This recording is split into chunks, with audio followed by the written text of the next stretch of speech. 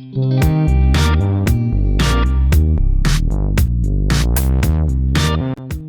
ini mengisahkan tentang seorang pemuda yang tinggal berdua dengan ayah kandungnya. Sehingga pada suatu hari, ibu tirinya datang untuk tinggal serumah dengan mereka berdua.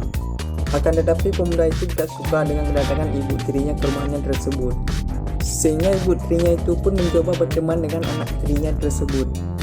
Akan tetapi ia mendekatinya bukan sebagai seorang ibu, melainkan sebagai seorang wanita penggoda.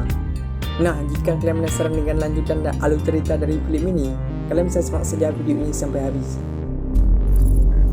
Di awal film, terlihat seorang pemuda yang baru saja pulang dari kampus. Ia bernama Kican.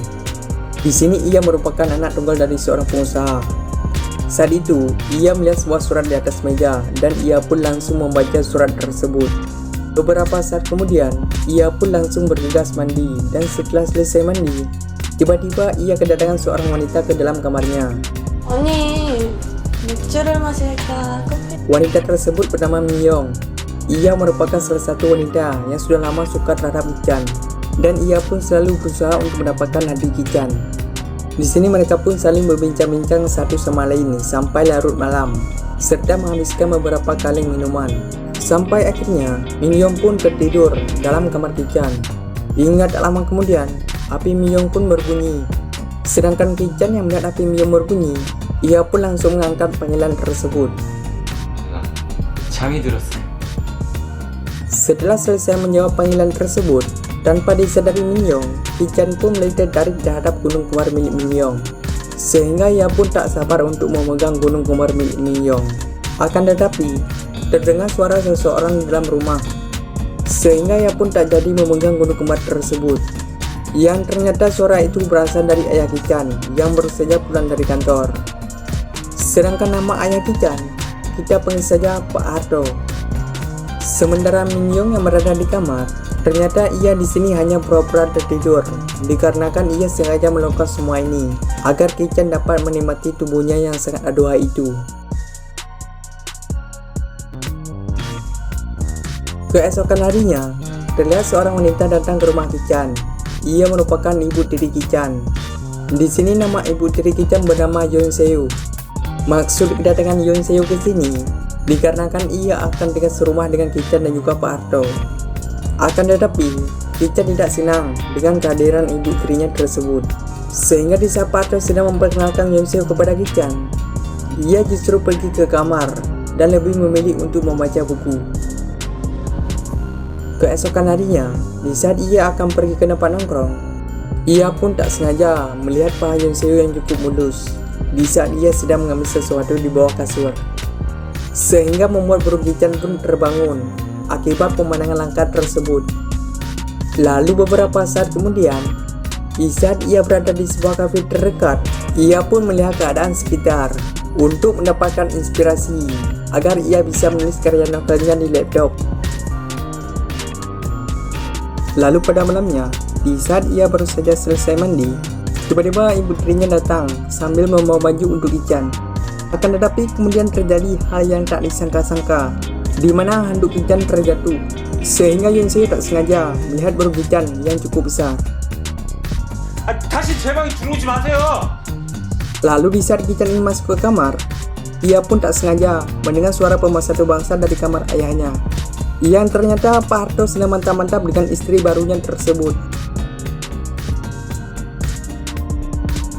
Lalu setelah selesai mereka mantap-mantap, di sini juga terlihat bahwa Yoon Seo masih belum puas akan burung suaminya tersebut, di mana burung Pak Harto cepat sekali lemah, sehingga ia pun memutuskan untuk memainkan lubang beceknya tersebut dengan jari. Lalu keesokan paginya, ia pun menyiapkan makanan untuk Kican dan juga mengantarnya ke kamar, di mana ia melakukan semua ini agar Kican dapat menerima ia sebagai pengganti ibu barunya tersebut. Lalu beberapa saat kemudian, Kican pun terbangun dan setelah itu ia pun langsung keluar dari kamarnya sambil membawa piring. Di saat ia sampai di bawah, ia pun melihat Yoon Seo sedang tertidur di atas sofa. Sehingga ia pun tak sia-siakan untuk melihat pemandangan sambil lembut ibu tirinya tersebut. Dan tak lama kemudian, Yoon Seo pun terbangun dan setelah itu ia pun langsung pergi ke kamarnya. Lalu pada malamnya, di saat Kichan sedang membaca buku, tiba-tiba Min Young menelpon dirinya. Dan ia pun disuruh pergi ke taman, dikarenakan Min Young akan meminjam buku miliknya tersebut. Singkat cerita, di saat Kichan sudah sampai di taman, ia pun dibawangi Min Young, di mana ia melakukan semua ini agar Min Young dapat bertemu dengan Kichan. Lalu keesokan harinya, di saat Kichan ingin pergi ke tempat nongkrong, ia pun tak sengaja melihat kamar Yoon Seo yang sedang terbuka. Dikarenakan penasaran, ia pun langsung masuk ke kamar Yoon Seo. Di sini Kichan pun melihat pakaian dalam Yoon Seo yang terletak di atas kasur, sehingga ia pun langsung mengambil pakaian dalam tersebut. Namun tak lama berselang, Yoon Seo keluar dari kamar mandi dan ia pun langsung menyapa Kichan. Sedangkan Kichan yang takut ketahuan, ia pun langsung pergi dari kamar ibu tirinya tanpa mengatakan apapun, sehingga membuat Yoon Seo bingung atas sikap Kichan. Lalu scene pun berpindah. Terlihat Kichan sedang berada di sebuah kafe yang ditemani dengan secangkir kopi. Di sini ia pun sedang menghayalkan dirinya yang sedang mantap-mantap dengan Yoon Seo di atas sofa.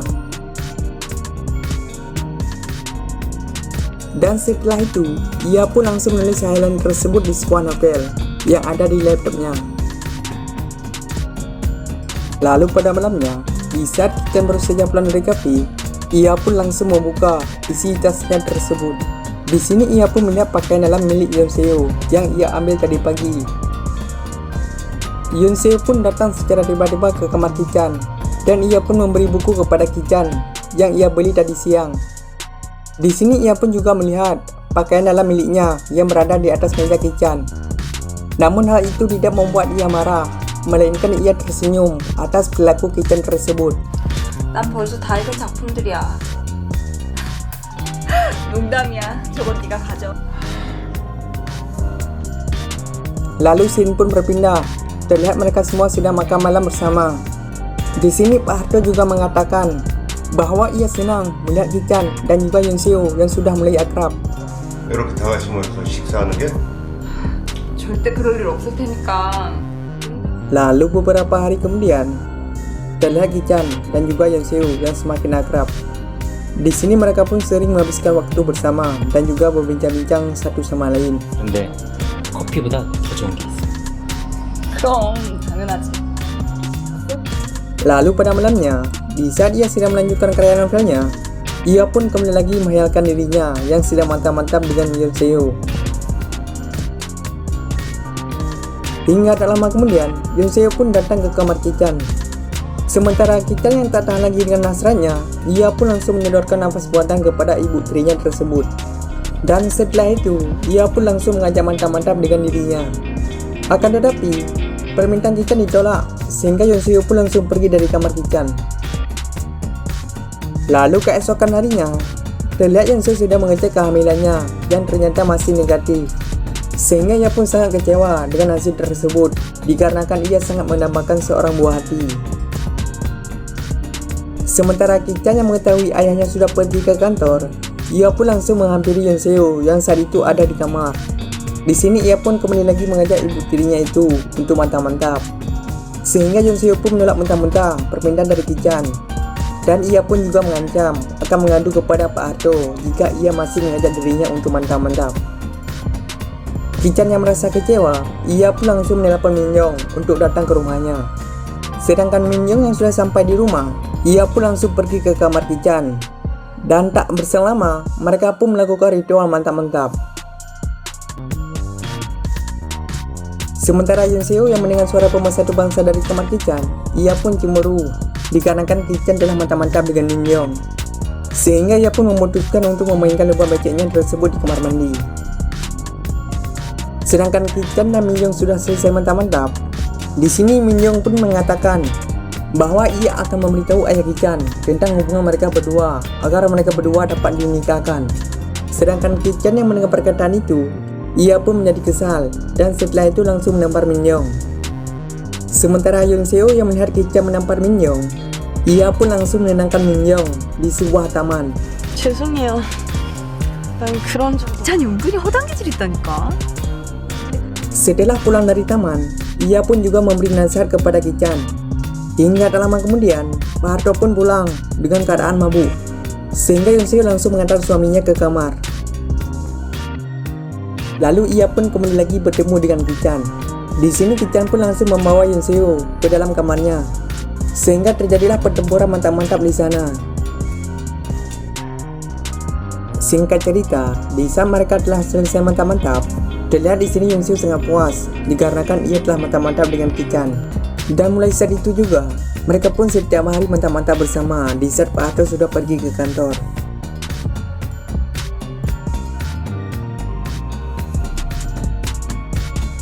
Sehingga pada suatu hari, hubungan terlarang mereka berdua pun terbongkar di saat Min Young yang datang ke rumah mereka secara tiba-tiba. Di sini Min Young pun mengatakan bahwa ia tidak akan memberitahu Pak Harto tentang hubungan terlarang mereka berdua. Asalkan setiap kali mereka mantap-mantap, maka mereka harus mengajak dirinya juga. Hingga pada akhirnya, Yoon Seo dan Ki-chan pun setuju dengan persyaratan tersebut.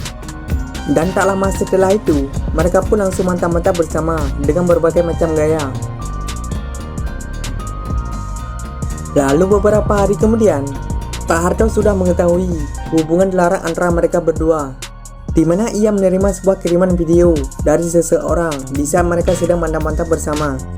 Sehingga hal itu pun membuat Pak Harto menjadi murka terhadap mereka berdua hingga ia jatuh sakit.